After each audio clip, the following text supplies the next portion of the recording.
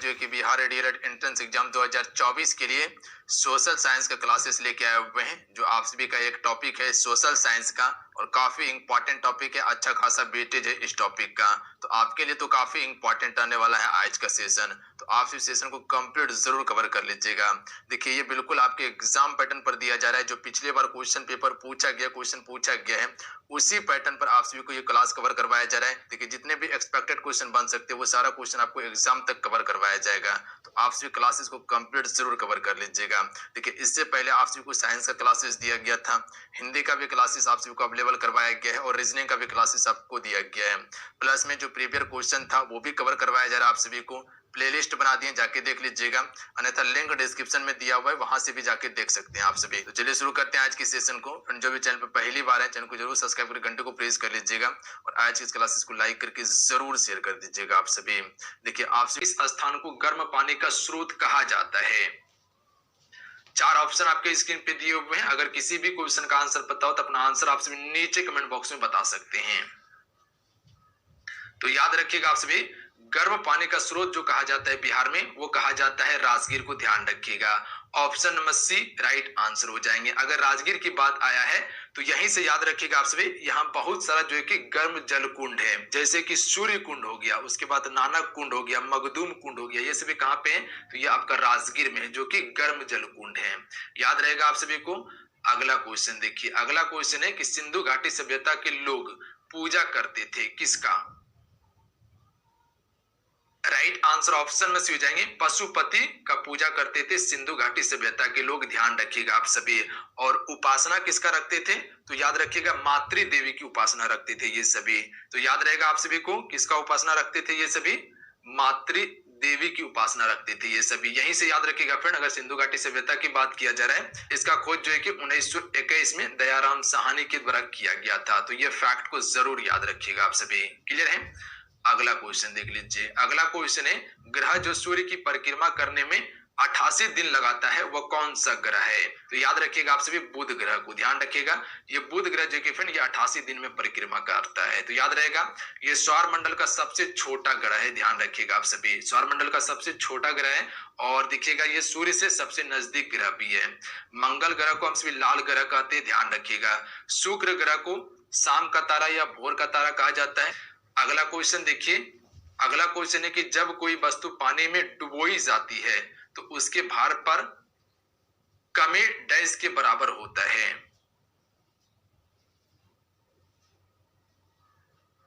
तो ये जो कमी होता है फ्रेंड उसके द्वारा हटाए गए द्रव के भार के बराबर कमी होता है, यानी ऑप्शन नंबर डी इसका राइट आंसर रहेंगे। अगला क्वेश्चन देख लीजिए, क्वेश्चन नंबर 5, वेल्डिंग के लिए किस मिश्रण का उपयोग किया जाता है? वेल्डिंग जो करते हैं उसमें जो मिश्रण आता है वो किस मिश्रण का उपयोग किया जाता है?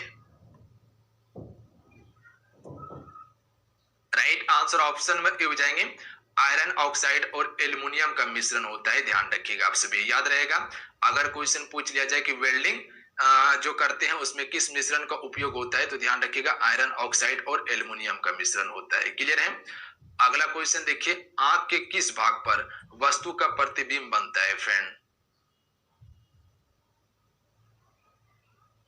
सी राइट आंसर रहेंगे, ध्यान रखिएगा। आंख के किस भाग पर वस्तु का प्रतिबिंब बनता है? तो रेटिना पर बनता है। ऑप्शन में सी करेक्ट आंसर रहेंगे। अगला क्वेश्चन कर लेते हैं, क्वेश्चन में 7 है पेस मेकर का संबंध किससे है? देखिएगा ये बिहार एसआई में क्वेश्चन पूछा गया था और ये भी क्वेश्चन आपका बिहार एसआई में ही पूछा गया, यानी कहे तो बिहार दरोगा में क्वेश्चन पूछा गया था। देखिए कुछ क्वेश्चन जो है कि प्रीवियस ईयर का भी शामिल कर रहे हैं इसमें, ताकि जो क्वेश्चन पूछा गया जैसे बिहार दरोगा में पूछा गया था, एसआई में पूछा गया, उसके बाद ईएसआई में क्वेश्चन पूछा गया है, तो वो सारा क्वेश्चन को जो है कि मेंशन करने का कोशिश करते हैं इसमें, क्योंकि प्रीवियस क्वेश्चन देखिएगा तो वो पूछने का ज्यादा चांस रहता है अलग एग्जाम में, जैसे पूछा गया है बिहार में कोई भी एग्जाम हुआ है तो पेस मेकर का संबंध किससे है? हृदय से है। सभी को पता होंगे, option number C right answer रहेंगे। क्लियर है? चलिए अगला क्वेश्चन देखिए। अगला क्वेश्चन देख लीजिए, जगन्नाथपुरी मंदिर के देवताओं की वापसी यात्रा को किस यात्रा के रूप में जाना जाता है? जगन्नाथपुरी मंदिर जो है ये आपका उड़ीसा राज्य में है और काफी फेमस मंदिर है। अगर नहीं कभी गए घूमने के लिए तो जरूर जाइएगा। जो आपका पूरी उस जगह स्थान का नाम पड़ता है, बगल में समंदर भी है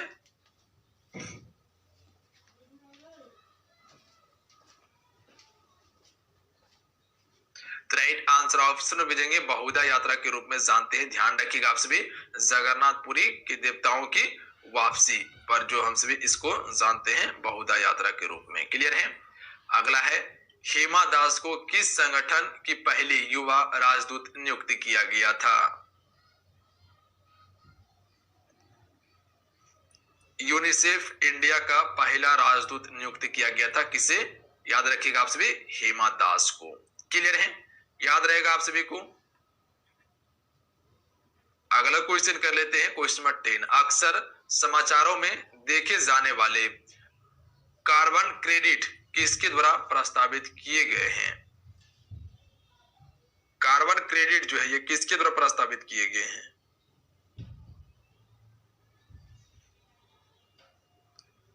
क्योटो प्रोटोकॉल द्वारा प्रस्तावित किए गए। ध्यान रखिएगा, काफी मोस्ट इंपॉर्टेंट क्वेश्चन है, जरूर इसे याद रखिएगा फ्रेंड आप सभी। किसके द्वारा किए गए हैं? क्योटो प्रोटोकॉल के द्वारा। एक बार फिर से समझाते हैं, क्वेश्चन को समझ लीजिए, क्वेश्चन क्या कहना चाह रहा है। क्वेश्चन को समझ लीजिएगा तो क्वेश्चन बना लीजिएगा अगर पूछ जाए तो। अक्सर समाचारों में देखे जाने वाला कार्बन क्रेडिट की बात किया जा रहा है। ध्यान रखिएगा, कार्बन क्रेडिट किसके द्वारा प्रस्तावित किया गया है? क्योटो प्रोटोकॉल के द्वारा प्रस्तावित किया गया है। अगला क्वेश्चन देखिए, बायोगैस अवयव है। बायोगैस जो अवयव है, राइट आंसर ऑप्शन में से जाएंगे CH4H2S हो जाएगा और उसके बाद CO2 हो जाएगा। यानी तो कहे हम सभी कि ये आपका मीथेन है। ठीक है, ये आपका क्या है? मीथेन है। ये आपका क्या हो जाएगा? ये आपका हाइड्रोजन सल्फाइड हो जाएगा। ध्यान रखिएगा आप सभी, हाइड्रोजन सल्फाइड हो जाएगा। और ये आपका क्या है? कार्बन डाइऑक्साइड है।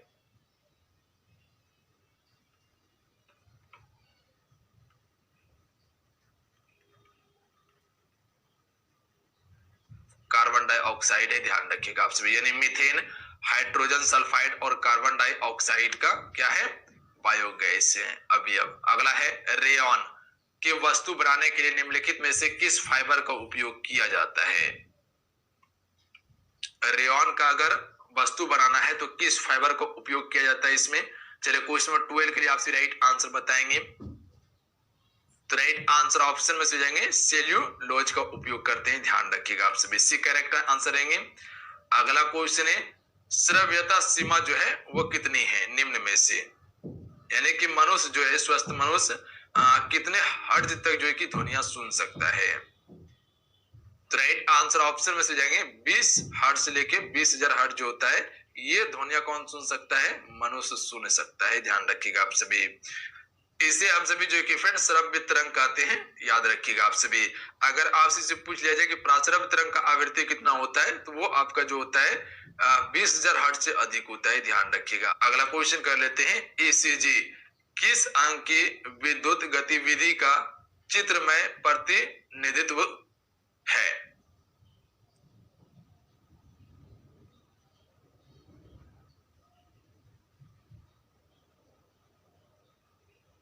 तो ये हृदय का प्रतिनिधित्व है। ध्यान रखिएगा आप सभी, ECG ऑप्शन में एक करेक्ट आंसर रहेंगे। अगला क्वेश्चन कर लेते हैं। अगला क्वेश्चन है, निम्नलिखित में से किस विटामिन की कमी से बच्चों में रिकेट्स हो जाता है? यानी कि रिकेट्स नामक बीमारी होता है बच्चों में, किस विटामिन की कमी से? राइट आंसर ऑप्शन में दीजिएंगे विटामिन डी की कमी से रिकेट्स रोग होता है। विटामिन डी का रासायनिक नाम क्या है? कैल्सीफेरॉल है, आपसे बताए थे। विटामिन ई का क्या है? टेकोफेरॉल। विटामिन ए का रेटिनॉल है। विटामिन सी का एस्कॉर्बिक एसिड है। अगला है, शीतल पेय में पाया जाने वाला अम्ल है, तो इसमें कौन सा अम्ल पाया जाता है?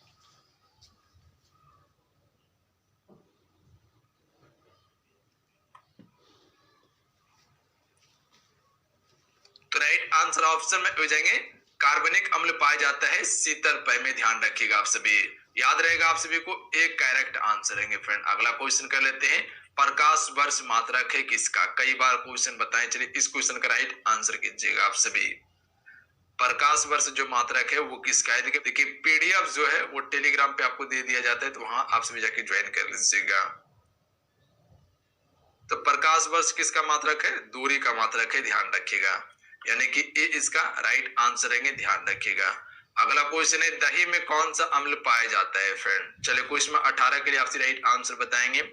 दही में कौन सा अम्ल पाया जाता है? लेटिक अम्ल पाया जाता है दही में, ध्यान रखिएगा आप सभी। अगला क्वेश्चन देख लेते हैं क्वेश्चन 19। निम्नलिखित में से किस युग में तांबे का पहली बार उपयोग किया गया था? तांबे का पहली बार उपयोग जो हुआ था वो किस युग में हुआ था? त्राम पाषाण युग में हुआ था, यानी ऑप्शन में भी इसका राइट आंसर रहेंगे। क्लियर है? किस युग में हुआ था?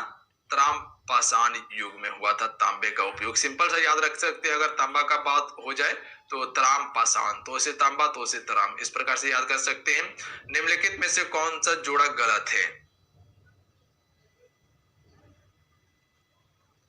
सबसे पहले सही जोड़ा क्या है ये समझिए। मोहम्मद बिन तुगलक दीवान ए कोही से संबंधित है, बिल्कुल सही है। फिरोज शाह तुगलक दार उल सफा से संबंधित है, बिल्कुल सही है। अलाउद्दीन खिलजी दीवान ए रियासत से संबंधित है, बिल्कुल सही है। इल्तुतमिश दीवान ए बंदगान से संबंधित है, ये गलत है। देखिए दीवान ए बंदगान की जो शुरुआत की थी ये किसके द्वारा किया गया था? ये आपका फिरोज तुगलक के द्वारा ही किया गया था, ध्यान रखिएगा आप सभी। किसने किया था? फिरोज तुगलक ने दीवान ए बंदगान की शुरुआत की थी। दीवान ए बंदगान जो था ये किसके लिए था? तो यानी कि गुलाम जो दासी होता था उसके लिए ये बनाया गया था। और एक पद की स्थापना की थी, जैसे हम सभी दीवान ए खैरात कहते हैं, ये किसके लिए था? तो दान वृद्धि के लिए, यानी कि जो विधवा है या गरीब है तो उसको दान दिया जाता था, उसके लिए कौन सा विभाग स्थापित किया था? दीवान ए, लिख देते हैं, दीवान ए खैरात की स्थापना की थी। दीवान ए खैरात की स्थापना की थी, यानी इसका ऑप्शन नंबर डी क्या है? गलत है। अगला क्वेश्चन है टाइफाइड किसके कारण होता है? चलिए क्वेश्चन नंबर 21 के लिए राइट आंसर बताएंगे आप सभी। तो देखिए टाइफाइड जो होता है दूषित पानी पीने से टाइफाइड हो जाता है। अगला है बाबर का मकबरा डैश में स्थित है। आपसे को बताऊंगे बाबर के बारे में कि 1526 ईस्वी में 1526 ईस्वी में इसने पानीपत के युद्ध के बाद क्या किया था? मुगल वंश की स्थापना की थी। और 1530 में ये क्या हो गया? मर गया था। मर गया था, तो इसकी मकबरा जो है ये आपका काबुल में है, ध्यान रखिएगा आपसे। पहले भारत में ही डाला गया था, उसके बाद फिर इसकी इच्छा के अनुसार कहाँ दफना दिया गया? इसको काबुल में ले जाके दफना दिया गया। अगला है डच ईस्ट इंडिया कंपनी ने भारत में अपना पहला कारखाना किस शहर में स्थापित किया था? राइट आंसर ऑप्शन में भेजेंगे मसूलीपट्टनम में, ध्यान रखिएगा आप सभी। मसूलीपट्टनम में 1605 में इसने स्थापित किया था पहली कारखाना अपना। क्लियर है? अगला क्वेश्चन है भारत का वायसराय कौन था जब भारत की राजधानी को कोलकाता से दिल्ली स्थानांतरित किया जा रहा था? देखिए 1911 में भारत की राजधानी को कोलकाता से दिल्ली स्थानांतरित किया जा रहा था और फाइनली 1912 में दिल्ली भारत की राजधानी बन गया था। तो उस समय जो है कि भारत का वायसराय कौन था? लॉर्ड हार्डिंग द्वितीय था, ध्यान रखिएगा आप सभी। यानी इसका ऑप्शन में ए राइट आंसर हो जाएंगे। अगला है निम्नलिखित स्वतंत्रता सेनानियों में से किसे भारत में ग्रैंड ओल्ड मैन के रूप में जाना जाता है? ध्यान रखिएगा, ग्रैंड ओल्ड मैन, यानी कि भारत का ग्रैंड ओल्ड मैन जो कहा जाता है वो किसे कहा जाता है? दादा भाई नौरोजी को कहा जाता है। ऑप्शन में सी करेक्ट आंसर रहेंगे, याद रहेगा आप सभी को। अगला क्वेश्चन है प्रसिद्ध रोड कोयला क्षेत्र निम्नलिखित में से किस देश में स्थित है? तो प्रसिद्ध रोड कोयला क्षेत्र जो है ये आपका जर्मनी में है। अगला देख लेते हैं भारत का सबसे बड़ा नदी द्वीप यानी कि मानजुली जो है किस नदी पर स्थित है? चलिए क्वेश्चन नंबर 27 के लिए आपसे राइट आंसर बताएंगे, काफी इंपॉर्टेंट है आपके एग्जाम्स के लिए। भारत का सबसे बड़ा नदी द्वीप जो है मानजुली है और ये किस नदी पर है? तो ध्यान रखिएगा आप सभी, ये आपका ब्रह्मपुत्र नदी पर है। अगला क्वेश्चन देख लीजिए निम्नलिखित में से किसका उपयोग वाइन में फाइनिंग एजेंट के रूप में किया जाता है?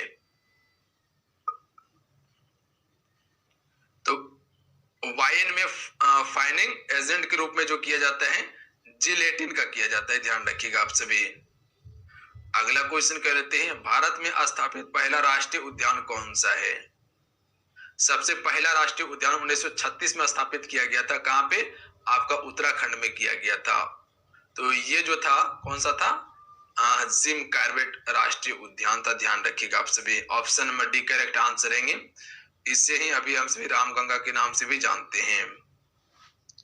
और कभी कभी क्वेश्चन पूछ लिया जाता है कि जिम कॉर्बेट का पुराना नाम क्या था, या तो उसका पुराना नाम ही दे दिया जाता है। तो याद रखिएगा आप सभी, हेली नेशनल पार्क इसका पुराना नाम था। जब स्थापित हुआ था तो उस समय इसका हेली नेशनल पार्क रखा गया था, ध्यान रखिएगा आप सभी। केवला देव जो है ये कहाँ पे आपका, ये आपका राजस्थान में है।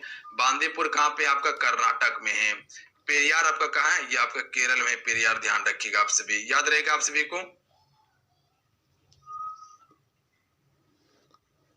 अगला क्वेश्चन देख लीजिए, रेंगुड़ मिट्टी इस नाम से भी जानी जाती है, यानी कि रेंगुड़ मिट्टी को हम सभी किस नाम से जानते हैं।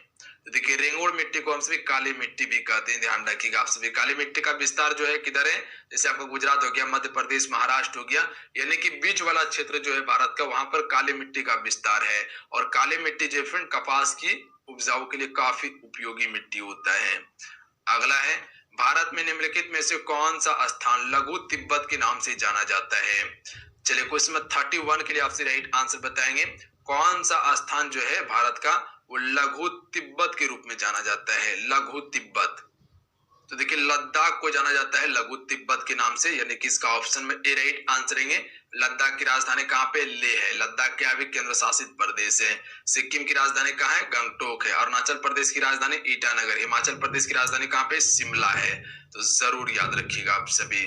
अगला क्वेश्चन है, डैश अपोलो 11 का लैंडिंग साइट है वह मिशन जिसने मानव जाति को चंद्रमा पर पहली बार चलने का अवसर दिया था, वह कौन सा मिशन था। शांत सागर मिशन था, ध्यान रखिएगा। शांत सागर अपोलो 11 का लैंडिंग साइट था, और वह मिशन जो था वो पहली बार जो है कि चंद्रमा पर चलने का अवसर दिया था। तो ऑप्शन बी करेक्ट आंसर रहेंगे। अगला है, भारतीय संविधान में राष्ट्रपति चुनाव पद्धति का स्रोत किस देश के संविधान से लिया गया है। यानी कि जो चुनाव संबंधित स्रोत है राष्ट्रपति का, कि किस प्रकार से चुनाव किया जाएगा, वो लिया गया था किस देश के संविधान से। आयरलैंड के संविधान से लिया गया है, ध्यान रखिएगा आप सभी। ऑप्शन में सी करेक्ट आंसर रहेंगे। क्लियर है। अगला क्वेश्चन है, निम्नलिखित में से कौन सी फसल मुख्य रूप से पश्चिमी भारत के कम वर्षा वाले क्षेत्र में उगाई जाती है। तो बाजरा, ध्यान रखिएगा आप सभी। बाजरा जो है फ्रेंड ये मुख्य फसल के रूप में जो है कि पश्चिम भारत में कम वर्षा वाला क्षेत्र में उगाई जाती है। ज्यादातर राजस्थान में देखिएगा तो वो बाजरा ही, यानी कि मोटा अनाज उगाया जाता है वहां पे। अगला क्वेश्चन है, भारत के संविधान का पहला संशोधन अधिनियम डैश में आया था। सबसे पहला संशोधन जो हुआ था संविधान में वो 1951 में आया था, पहला संशोधन। और ये पहला संशोधन के तहत जो है कि 9वीं अनुसूची को जोड़ा गया था। उसमें 9वीं अनुसूची जो था उसे ही जोड़ा गया था पहला संशोधन में, याद रहेगा आप सभी को। अगला है, भारत में किसी भी राज्य की सीमाओं को बदलने के लिए अधिकृत है, कौन अधिकृत है। तो राइट आंसर ऑप्शन में जाएंगे संसद, जो है कि फ्रेंड किसी भी राज्य का सीमा या नाम बदल सकता है, यह अधिकार संसद के पास है। अगला है, भारत के संविधान के किस अनुच्छेद में कहा गया है कि भारत का एक राष्ट्रपति होगा। राष्ट्रपति आप सभी को पता होंगे कि भारत का प्रथम नागरिक होता है, पर इसका जो उल्लेख किया गया है संविधान के किस अनुच्छेद में है, अनुच्छेद 52 में कहा गया है। देखिए अनुच्छेद 52 में क्या कहा गया है कि भारत में क्या होगा, एक राष्ट्रपति का पद होगा, ध्यान रखिएगा आप सभी। अगला है, 200 रुपये के बैंक नोट पर किसका रूपांकन किया गया है, रूपांकन छपा है। आपसे 200 रुपए का नोट चलाए होंगे, पीछे बगल देखिएगा तो कुछ आकृति छपा हुआ है, तो कौन सा स्तूप है, सांची का है। तो याद रखिएगा, तो 200 के पीछे जो छपा हुआ है वो सांची का स्तूप छपा हुआ है, सांची का, याद रहेगा आप सभी को। लाल किला किसमें छपा हुआ है, तो आप सभी को पता होगा 500 का जो नोट है 500 में छपा हुआ है, ये हो गया 200 का। इसके अलावा याद रखिएगा, वो भी बता ही देते आपको, तो क्लियर रहिएगा आप सभी। देखिए याद रखिएगा आप सभी, अगर पूछ लिया जाए कि 10 रुपया के पीछे कौन सी आकृति है, तो कोणार्क का जो सूर्य देव का मंदिर है, कोणार्क का सूर्य देव का मंदिर जो उड़ीसा में है, इसे हम सिर्फ पेगोड़ा के नाम से भी जानते हैं, इसकी आकृति छपा हुआ है, ध्यान रखिएगा आप सभी। याद रहेगा आप सभी को, इसकी आकृति है किस पे, 10 रुपया पर। इसके अलावा अगर आपसे से पूछ लिया जाए कि 20 रुपया जो नोट है इसके पीछे में कौन सी आकृति है, तो एलोरा का आकृति है, ध्यान रखिएगा आप सभी। एलोरा की आकृति है, एलोरा की गुफा का, जो आपका महाराष्ट्र में है। उसके बाद अगर कोई पूछ लिया जाए कि 50 रुपए के पीछे कौन सी आकृति है, तो रथ के साथ जो है हम्पी की आकृति है, ध्यान रखिएगा आप सभी। हम्पी किसकी राजधानी थी? विजयनगर साम्राज्य की राजधानी थी। 100 रुपया पर जो है रानी का वाव है, रानी का वाव, ध्यान रखिएगा, या रानी की वाव है, इसकी आकृति बनाया गया है, ध्यान रखिएगा आप सभी। अगर आपसे से पूछ लिया जाए कि 2000 के नोट पर किसकी आकृति है, तो मंगलयान की आकृति है। तो ये सभी को पता होगा ये चर्चा में थे आपका। तो बाकी बात इधर ये हो गया और इधर अगला क्वेश्चन है, किस बैंक को अंतिम उपाय का ऋणदाता कहा जाता है?